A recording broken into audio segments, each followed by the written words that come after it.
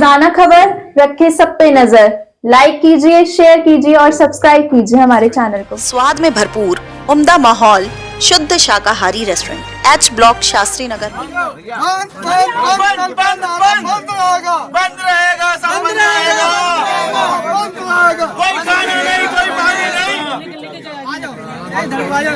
यहाँ सब कुछ बंद रहेगा, सब बंद रहेगा।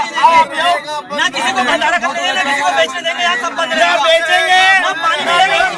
व्यापारी एकता, व्यापारी एकता, व्यापारी एकता जिंदाबाद।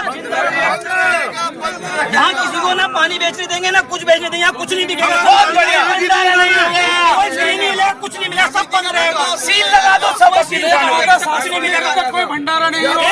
बहुत बढ़िया, कोई दुकान नहीं होगी जब तक पैसे वापसी नहीं होंगे, कोई व्यापारी नहीं मिलेगा।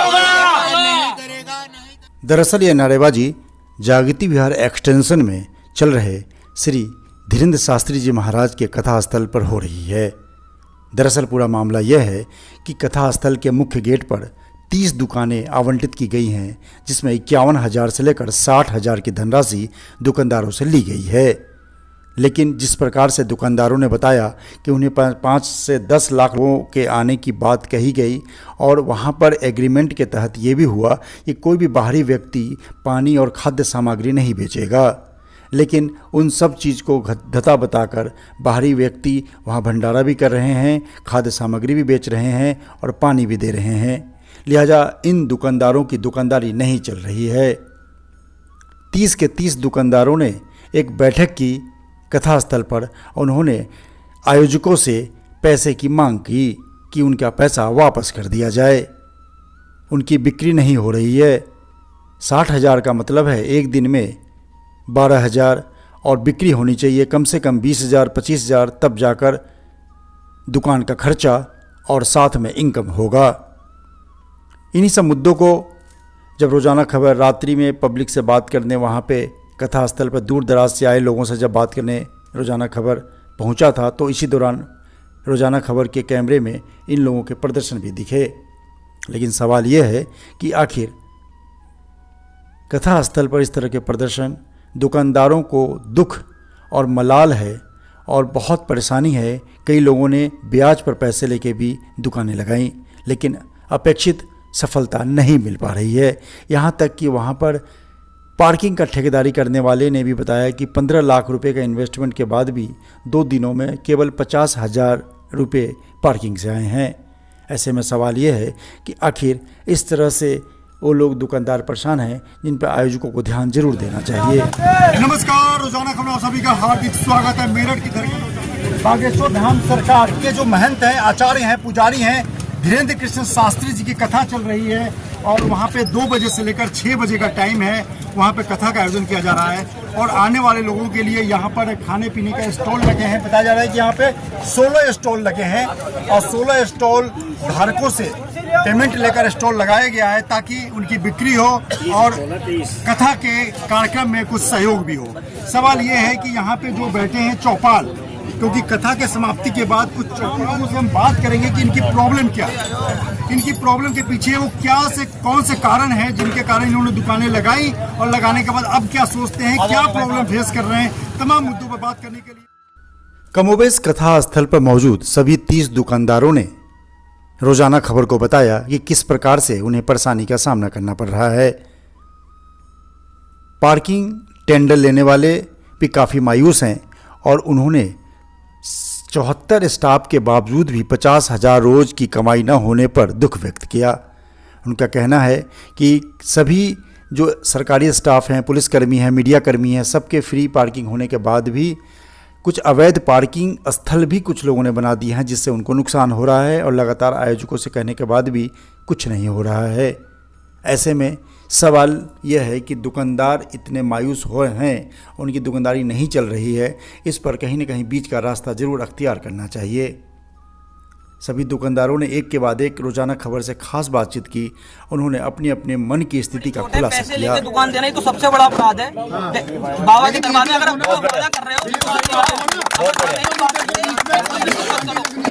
पैसे लेने का कोई अधिकार नहीं है अगर तुम उस बात को नहीं निभा रहे हो। कैसे लिए पैसे? पैसे ब्याज पे लेके लिए थे कि वहाँ तो काम है नहीं, मेरा स्टॉल है पैसे ढोसे का, वहाँ तो काम देता नहीं। मैंने सोचा कि यहाँ कमा लूंगा। उसके बाद पहले 4-5 लाख हाँ 5 से 10 तक उम्मीद थी, 10 लाख तक। उसके बाद उन्होंने पहले दिन तो मैं लाइटें दी, पहले ही मेरे 14,000 का जो मैं फ्रूट लाया था सारे खराब हो गए।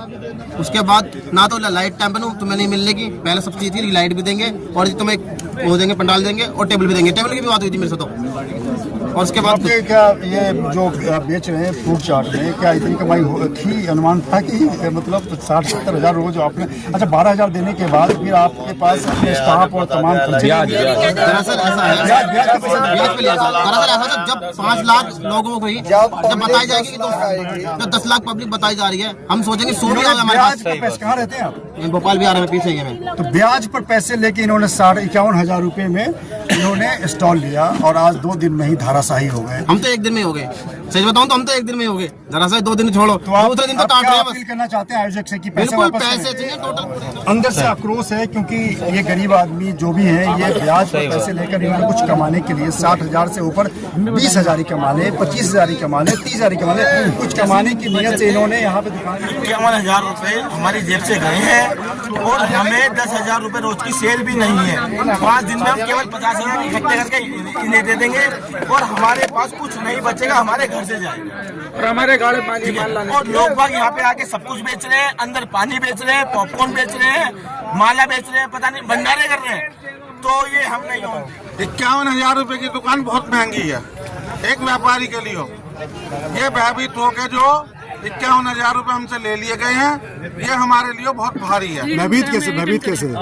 बस 51,000 रुपए जो हमने यहाँ दे दिए वो बहुत बड़ी रकम है। 51,000 की रकम बहुत ज्यादा है एक व्यापारी के लिए। से कहा था कि यह आपके जो इतने लाख आएंगे, 10 लाख आदमी आएंगे, 15 लाख आदमी आएंगे, इतना व्यक्ति नहीं आया। बोलो समस्या बताओ। जय जी, क्या नाम बाबा आपका? की जय। क्या नाम है ठीक है आपका? ना, मेरा नाम विनीत गुप्ता है। मैंने यहाँ पे स्टॉल पहली बार लगाया था मेले के अंदर। नहीं तो मैं कोई स्टॉल नहीं करता हूँ, मेले के अंदर कोल्ड ड्रिंक का व्यापारी हूँ मैं। ठीक है ना, 51,000 रुपये की मैंने रसीद कटाई। इन्होंने मेरे से बोला 700 मीटर तक कोई दुकान नहीं लगेगी। 700 मीटर के अंदर कम से कम 500 से 700 दुकानें लगी हुई है, 1000 दुकानें लगी हुई है, भंडारे भी चल रहे हैं यहाँ पे। ठीक है, और मैं अधिकारी और किसी से बात करता हूँ तो मेरी गाड़ियों को माल भी नहीं आ पा रहा। मुझे गाड़ियाँ रोके जा रही है, पुलिस प्रशासन मुझे परेशान कर रहा है। मैं उनसे कहता हूँ ये मेरे को एक लेटर दिया हुआ है, तो मैं उसको बोलता हूँ पास है, ये कह रही है कोई पास नहीं होता। ठीक है, और जिससे मैं बात करता हूँ उसको कोई मेरे पे ना कोई मेरे से फोन रिसीव करता है, ना कोई मुझे जवाब देता है उस बात का। मुझे ये बताओ मैं 51,000 रुपए लाऊं या कमाने के लिए आया था या क्या नाम है उधार लेके आया था? कैश दिया या क्या दिया आपने? कैश दिया था मैंने कहा कि मेरे पास 20,000 रुपए पेटीएम है और 25,000 रुपए कैश है। उन्होंने कहा नहीं, पूरा या तो कैश दीजिएगा या पेटीएम दीजिएगा, एक ही अमाउंट में चलेगा। रोजाना खबर रखे सब पे नजर। लाइक कीजिए, शेयर कीजिए और सब्सक्राइब कीजिए हमारे चैनल को।